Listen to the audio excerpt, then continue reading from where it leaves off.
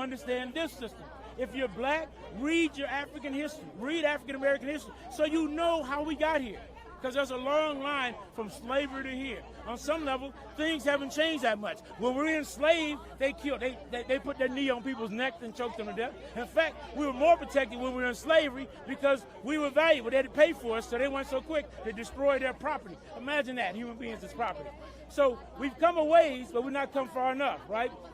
After the Civil War, we were free for a little bit during Reconstruction. People need to know that at one point, we could vote. That's right. You could walk down the street. You had about a 10, 12-year period where we had all our rights. The U.S. was actually incorporating us. But then there was a backlash because every time you push against the system, they pushed back. And so they tried to re-enslave us. You need to know this history. This is how we got here. They re-enslaved us. They used vagrancy laws, right, to put us in jail and make us work for free. So you got, I saw the people walking away as I was telling them. They said, don't walk away, y'all. This is the stuff you need to know so you know what you're up against. If you read your history, you know that when you push them, they're going to push back. That's why you got to fight intelligently. Now we've got their attention. So now what we got to do, folks got to study. They got to understand that they're going to tell you, oh, we can reform this a little bit. We'll change this. We'll tinker with that. They're going to say vote. So then you got to study because they got tricks. They'll say vote. The problem with that is voting has never changed anything. Just go and do your research. It's never changed a daggum thing. You know what's changed things? Like they'll say, oh, the civil rights movement, you know, the Congress voted. No, they didn't. They voted after people were in the street. When they were sitting in Congress, they were looking out the window just like now. People were marching by. And they said, oh, Lord, if people keep marching, if they keep on marching, they may not upset this thing, you see. And so they'll try to tell you that, well, protests don't work. Go to vote. Well, who are you going to vote for? Joe Biden said, you got to vote for me if you're black, and I ain't got nothing for you. It's like, hold on, time out, brother. You're not promising me anything? You just said, I need to vote for you because you're not Trump? That doesn't make any sense. That's not a democratic system. That's a hustle. And so that's why I've been advocating that you try a third way. Trump said it earlier. What do we got to lose? We had Barack Obama in, and black people lost more wealth than they ever did. You got to figure out the game. It's a hustle. You have a Democratic president, we catch hell. You have a Republican president, we catch hell. We go back to Democrat, we catch hell. You go to Republican. Common sense started kicking in after a while that maybe both of those parties don't have our best interests. And you got to try. I know it seems like I'm a crazy old dude talking about some revolutionary stuff, but I'm telling the truth. You can't keep doing the same thing. You know, they say if you keep on doing the same thing over and over and you expect different results, they say something's wrong with you. You might be out of your mind. So as a people, and I'm not just talking to black folks, I'm talking to everyday, regular, working class people, everybody. We know this is true, right? We elect one of them, and they act like they ain't never seen us before, right? We can't get the stuff that we want. And everybody knows, everybody in this country wants to end the police violence, even conservative folks, right? How come we can't get an administration in to end it, right? Everybody wants health care, right, young? Don't y'all want health care? We want universal, just like every other country, right? Everybody wants free education. Why can't we get it? Because they have their own agenda. It's our job to push our own agenda. And so the reason I went through all that is because what this is a tipping point. We're tired, we're tired of killing. Protesters and public servants face-to-face on North Meridian Street just outside the governor's mansion, even after Monday's mandatory curfew expired. For close to 30 minutes, it was a tension-filled back and forth. The protesters shouting their demands, police telling them to disperse or face arrests. The city's deputy mayor, David Hampton, at one point acting as a mediator between the two sides. At one point, many of the protesters shouted at police, asking officers to walk with them to show solidarity, even as some protesters continued to shout curses. And then this. Without explanation, some officers took off their helmets, put down their batons, as protesters reached across an invisible divide, advancing to hug them and shake hands. The moment of shared peace continued, with these two officers joining the protesters, walking and sharing words and an arm around a shoulder. But anyone that's drove through Indianapolis knows what we've had to deal with the last 3 nights, right? Shots fired, Molotov, and destroyed the city. The protesters and the rioters are two different groups of people. All of it. It is all of our responsibility if we're going to peacefully assemble to keep it peaceful, right? We have to take an active role to make sure, not just the police, all of us have to have that voice to keep it peaceful. And that's how we make change. I feel like our message was heard by some at least. and it wasn't for nothing. When we pulled up and they immediately were ready for us, I thought, and I was 100% ready and willing to die right there for this cause. And I never in a million years thought I would embrace a cop like that.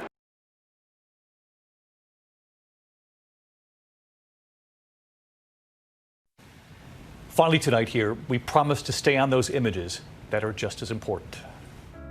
Tonight, so many of you at home reacting to our story last night here. The moments playing out across America. In so many communities, the peaceful protesters welcomed by the officers.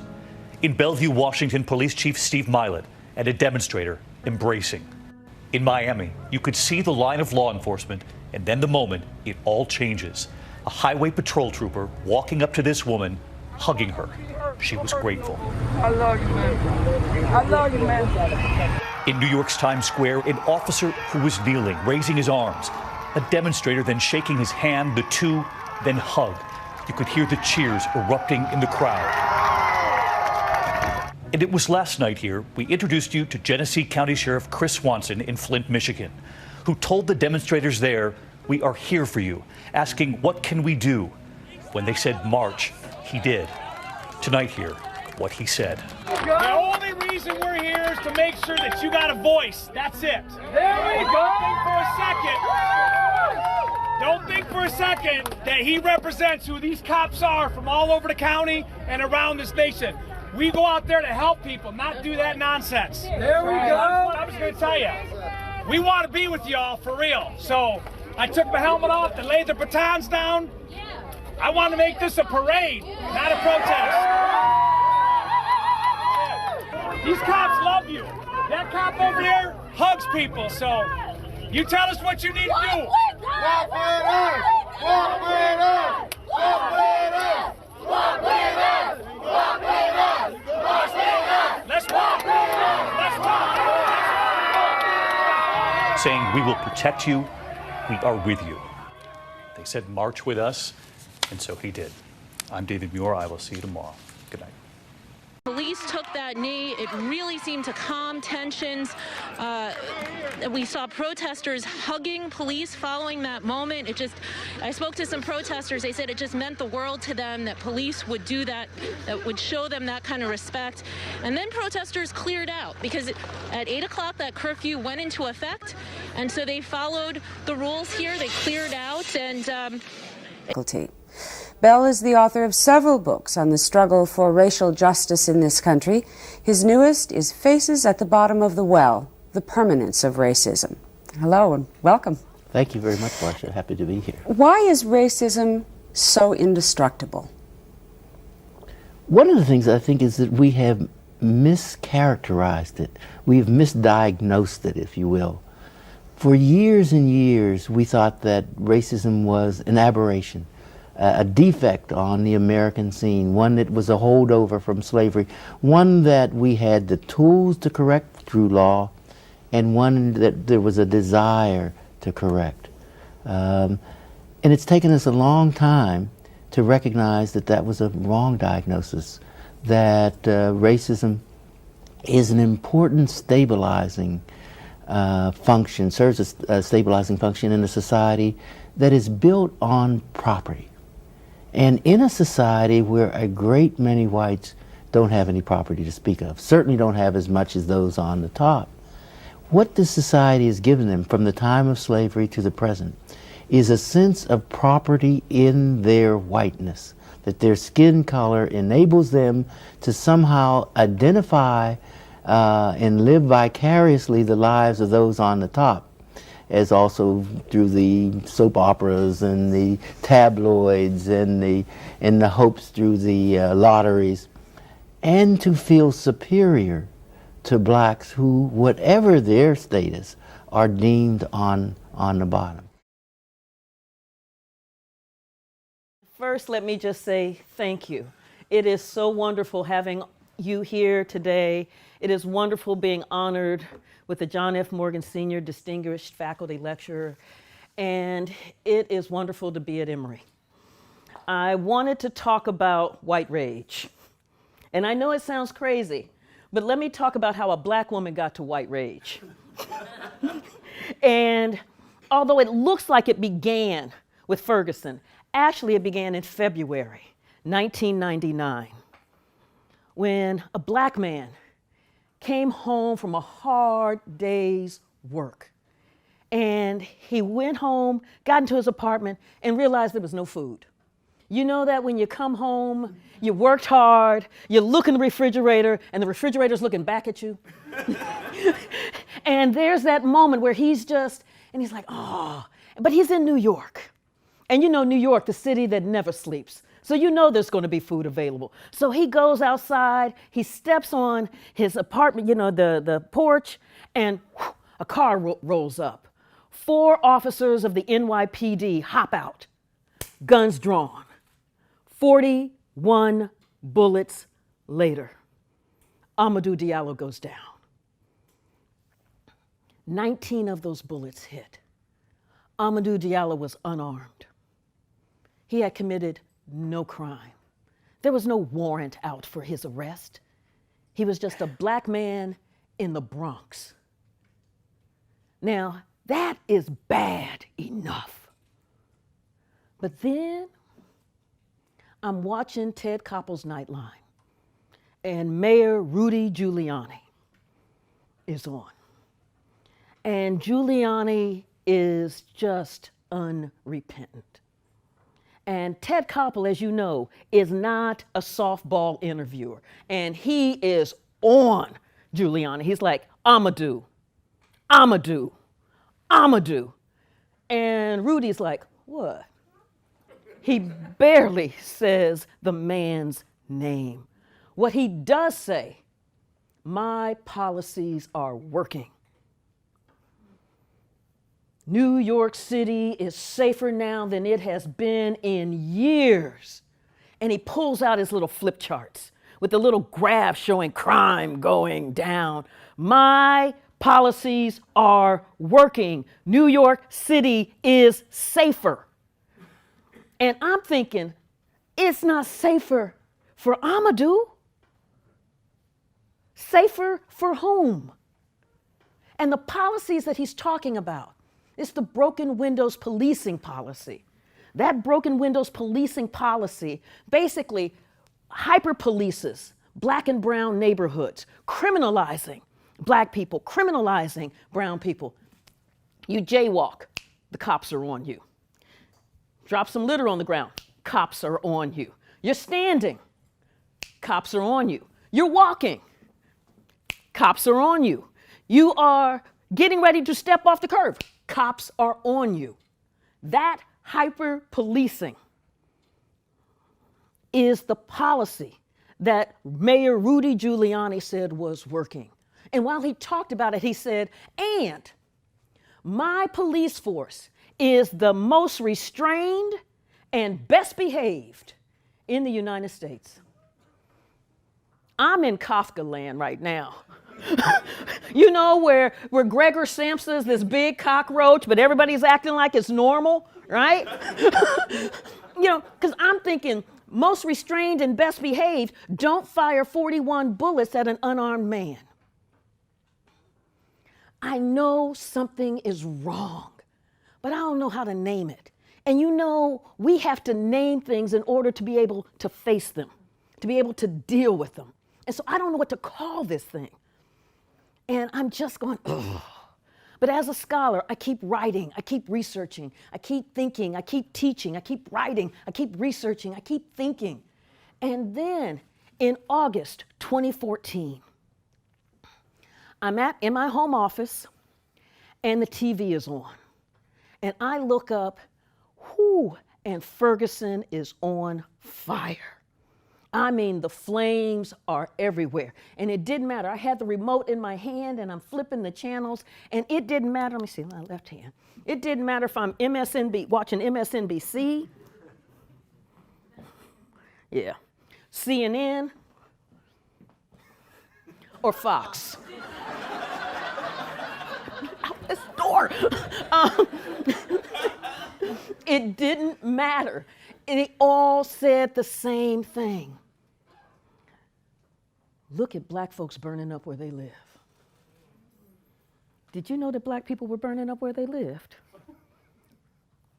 Black folks are burning up where they live. What is wrong with black people? Burning up where they, who burns up where they live? Because one of the things you begin to understand is that America needs the narrative of black pathology. You know, everything would be fine if only black folks would, right? We've heard this. And then you begin to fill in the blank. If only they would value education. If only they would not be thugs. If only they would. You fill in the blank in terms of that black pathology, because that is absolutely necessary in the narrative of America. And so there I'm watching MSNBC, CNN, and Fox, all with the same narrative of black pathology, this black rage they're talking about. Well, I'm sitting up there and I'm shaking my head. You know how you're shaking your head like, And then I realized I'm looking shoulder to shoulder to shoulder to shoulder. I'm shaking my head so hard. And I said, no, this is white rage. Ooh. Ooh. This is white rage. I had lived in Missouri for 13 years. I saw the way that policy worked. I saw the way that policy systematically and systemically undermined African Americans' access to their citizenship rights. But as a nation, we were so focused in on the flames that we missed the kindling. That kindling. Let's talk about some of that kindling at Ferguson. Kindling. 67% of Ferguson's population is African American. In the 2013 municipal election, the black voter turnout rate was 6%. How do you turn 67% of the population into 6% of the voters? Those are numbers from Jim Crow, Alabama. You do it via a series of policies, the ways that you hold your elections, the ways that you craft your ballots. There's a whole series of tricks that you can use to change 67% into 6%. Kindling. Because you begin to think about what it means if you don't believe that you even have a say in who your representatives are. Kindling. Let's talk about the schools. Michael Brown's school system. Missouri rates its school systems. It accredits them on a 140-point scale. Graduation rates, matriculation rates, test scores, the whole 9 yards. And you can get a total of 140 points. How many points do you think Michael Brown's school system got? How many? On 140.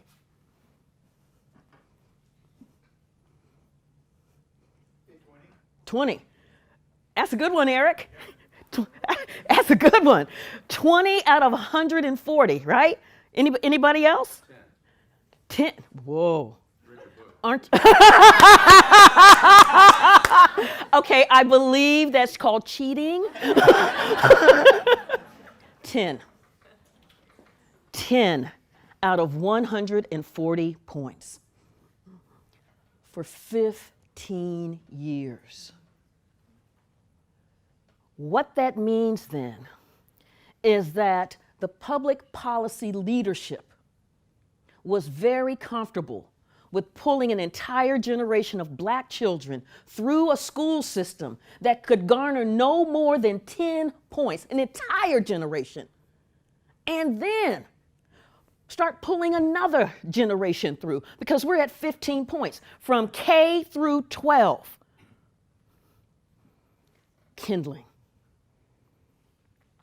Kindling. Let's talk about the police. We know that the police are here to protect and serve. Yeah, because I'm going to be doing this throughout, because there's a kind of hymn book that we sing from, right? We know, right? We know the police are here to protect and serve. So in this protect and serve, except In Ferguson, they looked at that black population as revenue generators.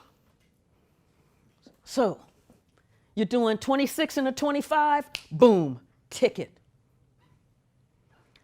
I don't think you fully stopped at that stop sign. Boom, ticket. Ah, looks like you've got a broken tail light.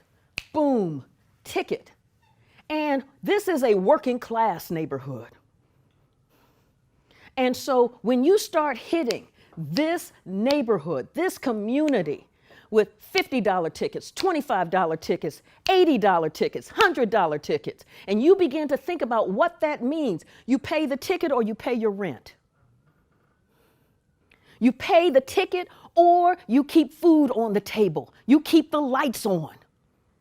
There's not disposable income here. When you don't pay that ticket, the next time you're doing 26 and a 25, because now there's a warrant out for your arrest. Then you are jailed. And then the entire criminal justice process of fines and court fees and bail are all pulling from this working class black community. By the time when Ferguson blew, those fines and those tickets accounted for 25% of Ferguson's operating budget. 25%. And let me be really clear. Justice was not blind. Justice, in fact, had, what did you call it? Had LASIKs. Because justice was, so if the police would happen to stop somebody white and try to hand them a ticket and go, ooh, sorry, not you. Or if the police officer handed somebody white a ticket and somebody white went in to go then pay the ticket, it was like, what are you doing? I'm trying to pay this ticket. And to tear up the ticket. So you're getting this massive extraction from the working class black population in Ferguson. Kindling. And so as I began to think about this kindling, I began to think about the way that white rage worked.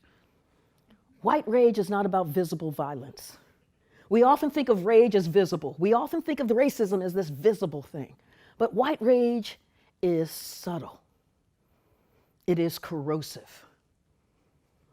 It operates through the state legislatures, through Congress, through the judiciary, through school boards. It cloaks itself in legalities. And so I set out, and so because it's so quiet, it's so subtle, you don't see it. And so I set out to blow graphite onto that fingerprint, to be able to trace white rage throughout time, not all the way back to time immemorial with the dinosaurs, but at least up to the Civil War all the way through to 2016. And one of the things that became clear to me as I started thinking through how white rage works, it became clear to me that the presence of black people was not the trigger for white rage. There's that stun, almost what you talking about, Willis? Look. It is the presence of black people with ambition. The presence of black people with drive. The presence of black people with aspirations. The presence of black people who achieve. It's the presence of black people who refuse to accept their subjugation. The presence of black people who demand their rights. That's the trigger for white rage. And this society has therefore punished black resilience and black resolve. Now, at this point, this sounds like almost Scooby-Doo-ish, right? Because we know it's so counterintuitive because we think of the U.S., America, as the land of opportunity, right? And so all you've got to do is work hard, yes. And I'm telling you, y'all know the hymn. Right? So my baritone's here. Right? We know the hymn. We don't even have to pull out the book. It is in the ether. It's in the cultural language that we understand how this nation works. But so what happens if you have a series of policies that in fact punish Black achievement, Black aspiration? And it sounds counterintuitive, but how else can you explain how government after government after government has worked so hard to see to it that Black children do not get a quality education? Let me give you a couple of examples. In 1947, in Prince Edward County, Virginia, the school board finally agreed to build a high school for the Black children. Because remember, this is a completely segregated system, Jim Crowed. And so in 47, that would be after the US helped defeat the Nazis. I need to put that in its time frame. Then we get a high school for Black children in Prince Edward County. Within a few years, that school is bursting at the seams. 2 to 3 times as many children are in this space than that building can hold. And so the Black parents are going to the school board, the all-white school board, saying, we need an additional school. We've got kids bursting at the seam. It's doggone near impossible for them to learn sitting one on top of the other like that. We need a new building. The school board was like, no. And the parents are pushing hard, unrelenting, demanding education for their children. And the school board finally relented and put up 3 tar paper shacks and said, your kids can go there. Now, meanwhile, the white school is nice brick with indoor plumbing, which is not available in the Black high school. By this time, we're in 1951. So there was a young woman, Barbara Johns, 17, and Barbara Johns was like, my name is the wrong one. You gonna take this? You gonna take this? No, you're not taking this. You gonna take this? Yeah, you're like, no, we're gonna walk on out of here, aren't we? And she starts organizing that school for a massive walkout, a massive demonstration, saying, we're not having this. We're not having it. They rose up and boom, hit the door. Administrators were like, what just happened here? And they were like, yeah, yeah. Now, she wasn't playing. And so the death threats started coming in on this 17-year-old child who was demanding quality education. It was so bad that her parents had to spirit her away to safety to Alabama. Boom, I rest my case. You know, when you got to go to Alabama for safety in 1951, woo, woo. Meanwhile, Prince Edward County becomes one of the school districts that's bundled into the Brown case. Now, when Brown came down, Prince Edward County said, oh, I got something real for you. And so what the town fathers, working with the state legislature, decided to do was to shut down the entire public school system. Because that way, if we've got to have equal schools, then Black children and white children equally do not have access to a public school. And you can almost hear the "aren't I smart" written on them. Except, you know, so Black parents are like, what? But they're not listening to Black parents. White parents are like, what? And they're like, oh, no, no, no, we got this. You know we're not going to let your white babies go uneducated. You know that. And so what they have done is that they have set up taxpayer-funded vouchers to pay for the tuition for white children to go to all white segregated private academies. So white children continue to be educated, and there is absolutely nothing for black children. Thousands upon thousands of black children. And it wasn't just in Prince Edward County. This was in areas throughout the South. And when these schools are shut down, Prince Edward County is shut down for 5 years. Begin to think about that. You're in the 5th grade. When your school opens up again, you're supposed to be in the 10th. Think about everything that you have lost in those precious 5 years. And this is at that moment where the U.S. economy is beginning to transform from a manufacturing-based economy to a technology-driven, knowledge-based economy. And we have all of these black children that the governments and the school boards have said will not be educated, period. What does this mean? Let me give you some sense of the power of white rage.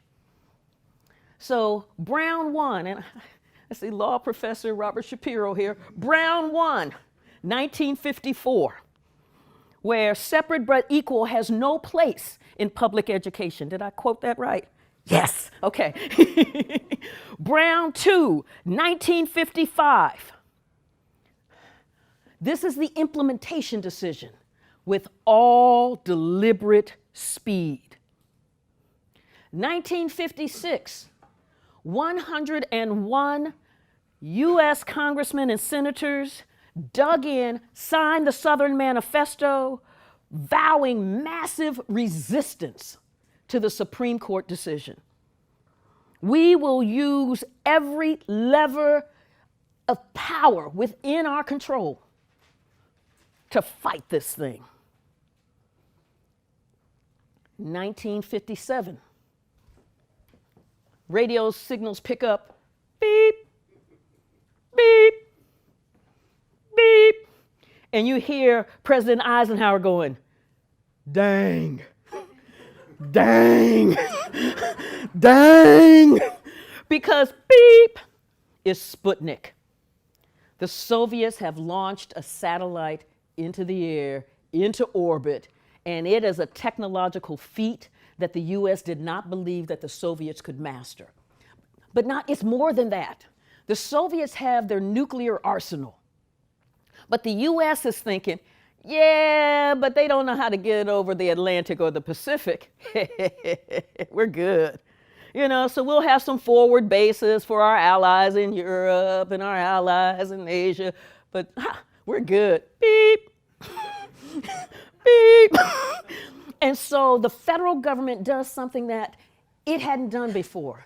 It pledges hundreds of millions of dollars into education to fund what they said would be the brain power to fight the Cold War. We need scientists and engineers to be able to counter, to outrun, to be able to outdo what the Soviets are mastering here.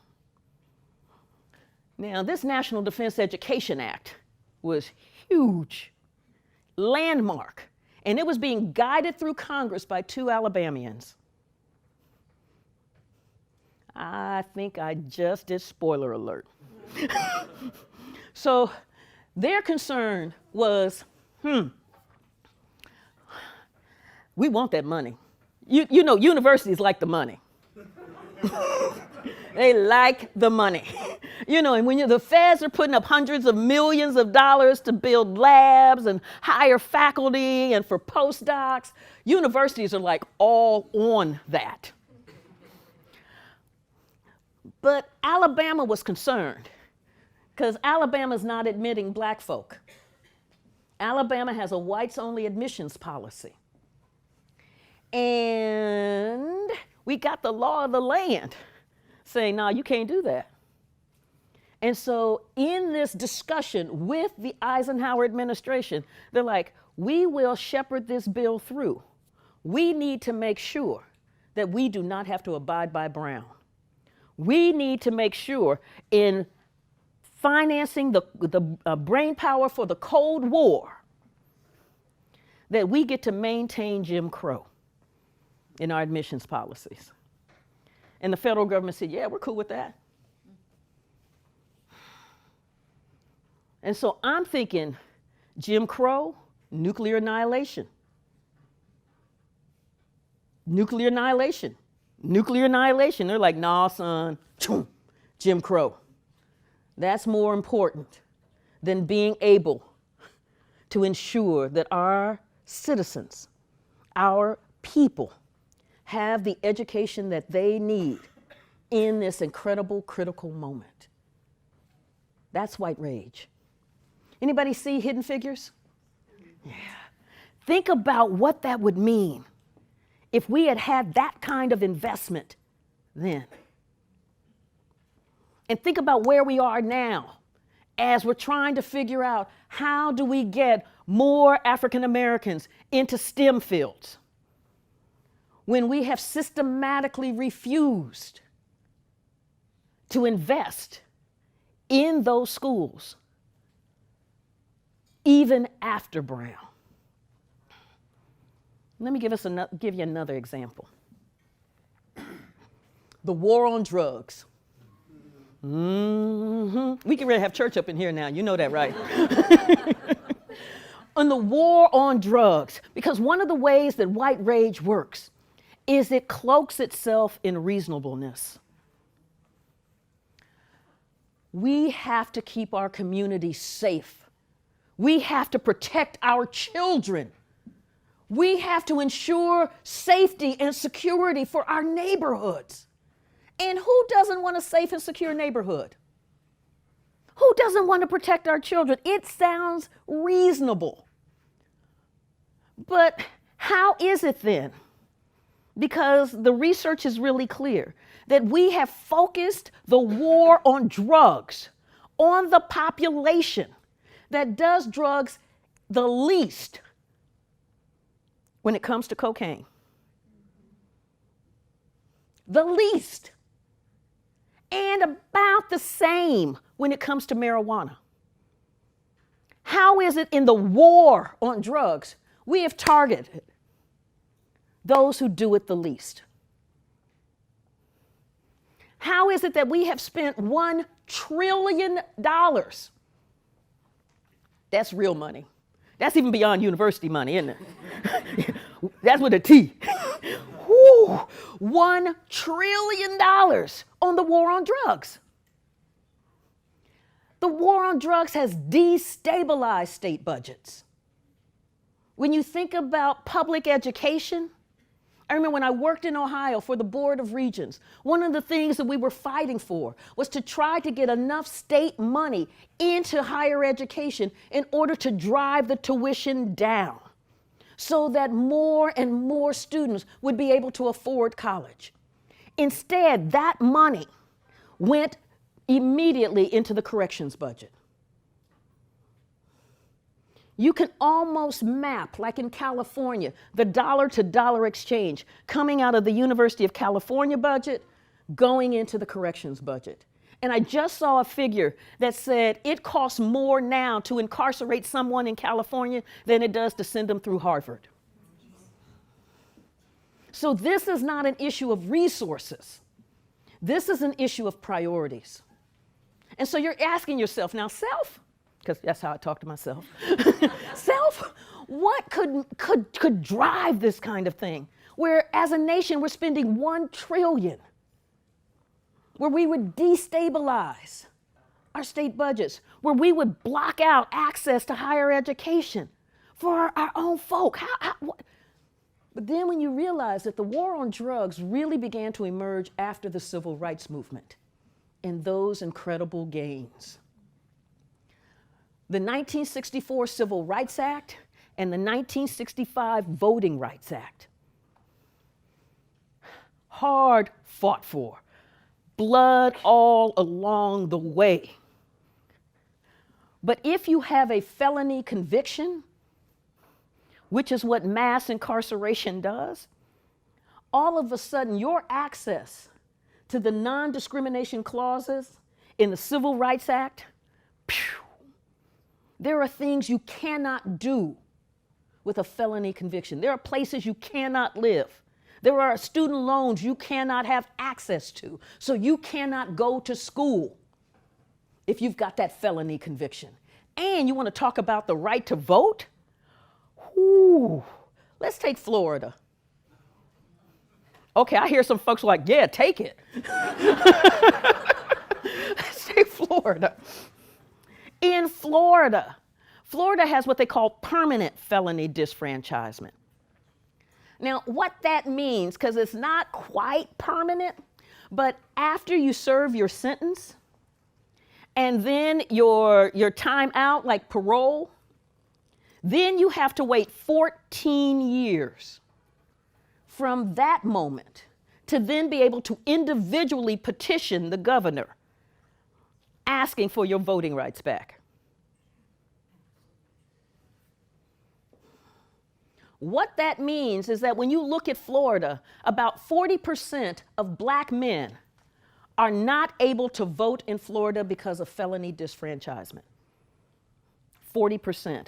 Overall, for African Americans, is somewhere between 23 to 25% of voting age eligible African Americans cannot vote in Florida. Now, Florida doesn't mind counting their heads when it comes to the census in order to get the number of representatives in Congress. It's just though that those folks do not have any kind of say in who their representatives will be in a representative democracy. It reminds me of the 3/5 clause.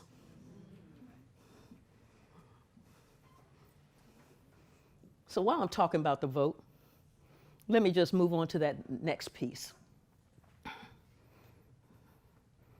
In 2008, Barack Obama was elected president of the United States. Seems like a long time ago, doesn't it?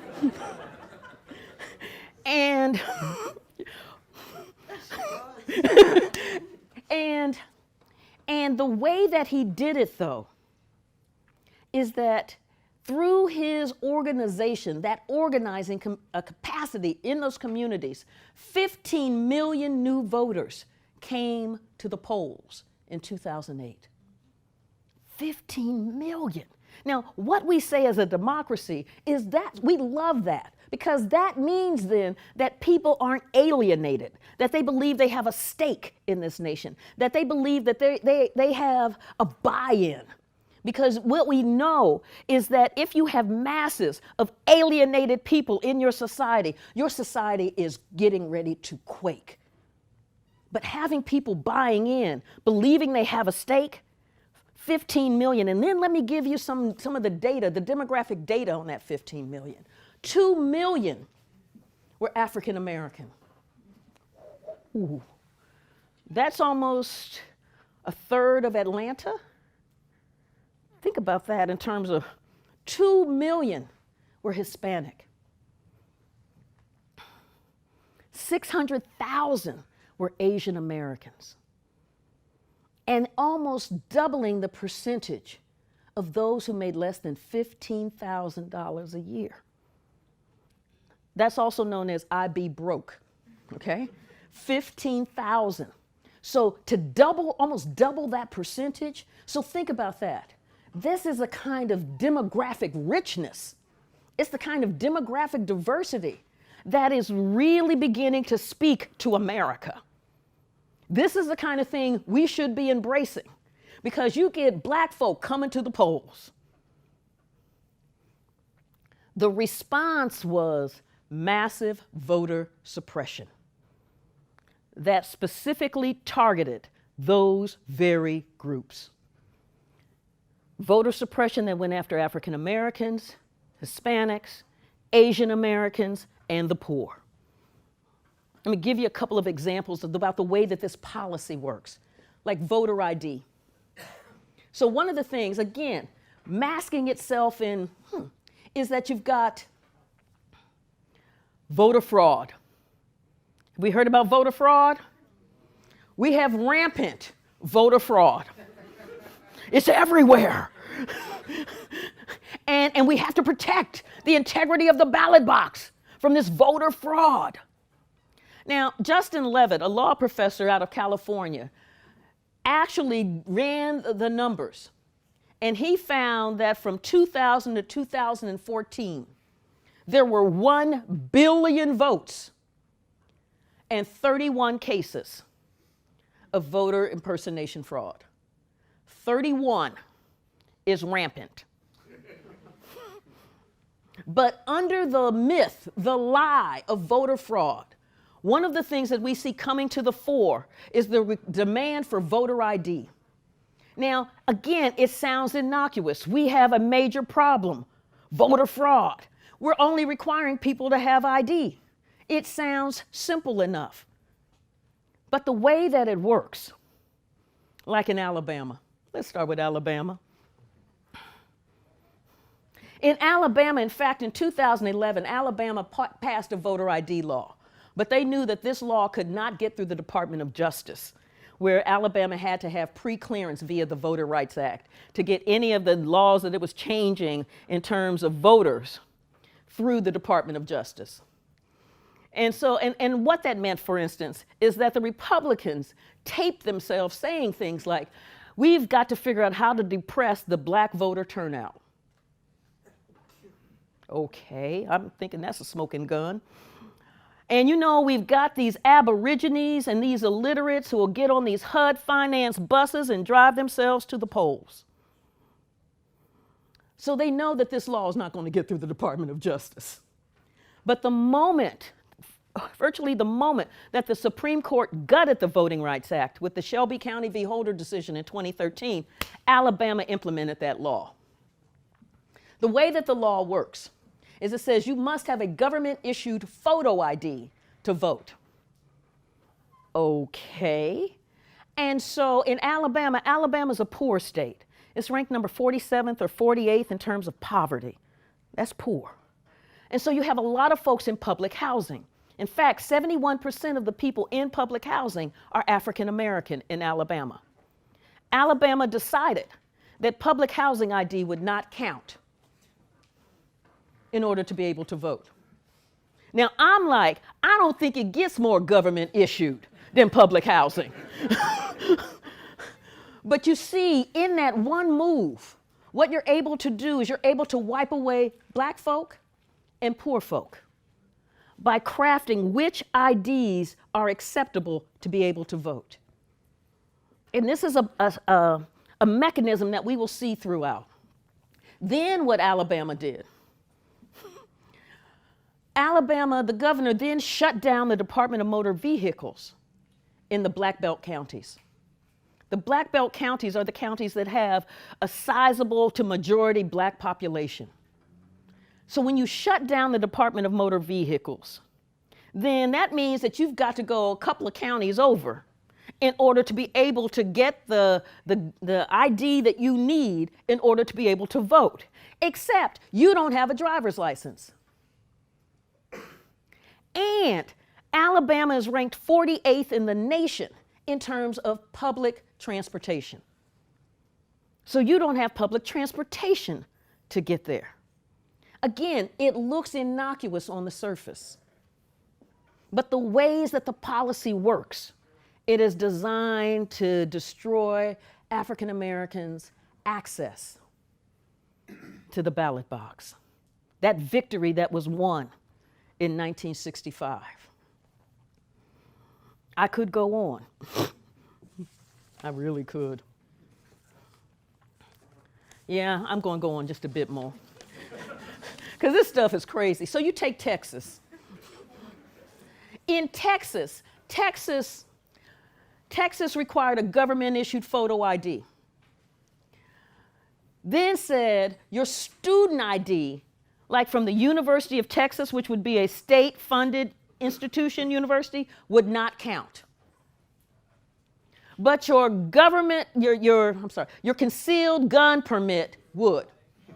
So your gun permit counts, and your student ID does not. Again, this is a way you can begin to shape the electorate in terms of who has access to the polls. What Texas also did is that only in about 1/3 of the counties in Texas is there a Department of Motor Vehicles. Only in 1/3. And so Texas, in fact, when they were drawing up the law, SB 14, they figured out that for almost 2 million of their citizens, it was going to be about a 125-mile one-way trip to the nearest Department of Motor Vehicles, which means a 250-mile round trip. And so initially in the law, they had, we will reimburse you. But right before that law passed, they drew a line through the reimbursement. So now you have to figure out how to make a 250-mile round trip without a driver's license, without public transportation, to be able to get the card that you need to be able to vote. This is how you shape the electorate. This is how you begin to punish Black people and brown people for voting, and poor people and Asians. This is how you do it. And understand that all of this was done without a Klan cross burning. All of this was done with folks in judicial robes, not white sheets. This is how white rage works. The impact, for instance, of voter suppression in the 2016 election. You know, I talk about that kind of Black pathology language that we have. You know, so after the election, how many of you heard, well, you know, Black folks just didn't turn out to vote? Yeah. Mm-hmm. This was the first election in 50 years without the protections of the Voting Rights Act. Black voter turnout went down by 7%. Voter suppression works. What I'd like to do now is just read a couple of sections from the book. And now I got to get my glasses on because I'm no longer 25. And the one section I'm going to read deals with the war on drugs. And I start off by noting,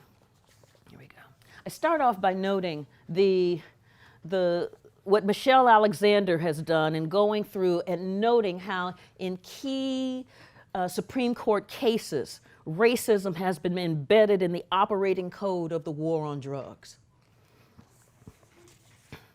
Taken together, those rulings allowed, indeed encouraged, the criminal justice system to run racially amok. And that's exactly what happened on July 23rd, 1999, in Tulia, Texas. In the dead of night, local police launched a massive raid and busted a major cocaine trafficking ring. At least that's how it was billed by the local media, which, after having been tipped off, lined up to get the best, most humiliating photographs of 46 of the town's 5,000 residents, handcuffed, in pajamas, underwear, and uncombed bed hair, being paraded into the jail for booking. The local newspaper, the Tulia Sentinel, ran the headline, "Tulia streets cleared of garbage." The editorial praised law enforcement for ridding Tulia of drug-dealing scumbags. The raid was the result of an 18-month investigation by a man who would be named by Texas's Attorney General as Outstanding Lawman of the Year. Tom Coleman didn't lead a team of investigators. Instead, he single-handedly identified each member of this massive cocaine operation and made more than 100 undercover drug purchases. He was hailed as a hero, and his testimony immediately led to 38 of the 46 being convicted, with other cases just waiting to get into the clogged court system. Joe Moore, a pig farmer, was sentenced to 99 years for selling $200 worth of cocaine. Kizzy White received 25 years, while her husband, William Cash Love, landed 434 years for possessing an ounce of cocaine. The case began to unravel, however, when Kizzy's sister Tanya went to trial. Coleman swore that she had sold him drugs. Tanya, however, had video proof that she was at a bank in Oklahoma City, 300 miles away, cashing a check at the very moment he claimed to have bought drugs from her. Then another defendant, Billy Don Wafer, had timesheets and his boss's eyewitness testimony that Wafer was at work and not out selling drugs to Coleman. And when the outstanding lawman of the year swore under oath that he had purchased cocaine from Ewell Bryant, a tall, bushy-haired man, only to have Bryant, bald and 5'6", appear in court, it finally became very clear that something was awry. Coleman, in fact, had no proof whatsoever that any of the alleged drug deals had taken place. There were no audio tapes, no photographs, no witnesses, no other police officers present, no fingerprints but his on the bags of drugs, no records. Over the span of an 18-month investigation, he never wore a wire. Now, he claimed to have written each drug transaction on his leg, but to have washed away the evidence when he showered. And I'm thinking either the boy hasn't showered in 18 months. Never mind. Additional investigation led to no corroborating proof of his allegations.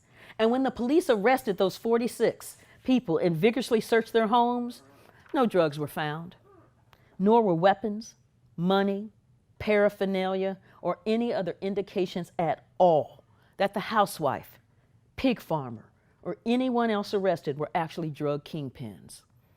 What was discovered, however, was judicial misconduct running rampant in the war on drugs in Tulia, Texas, with a clear racial bias.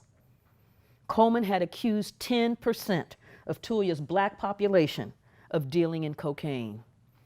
Based on his word alone, 50% of all of the black men in town were indicted, convicted, and sentenced to prison. Randy Credico of the William Moseless Consular Fund called Tulia a mass lynching. Taking down 50% of the male black adult population like that, it's outrageous. It's like being accused of raping someone in Indiana in the 1930s. You didn't do it, but it doesn't matter because a bunch of Klansmen on the jury are going to string you up anyway. But this wasn't 1930. It was the beginning of the 21st century with a powerful civil rights movement that had bridged those two eras. And finally, this is in the chapter, How to Unelect a Black President.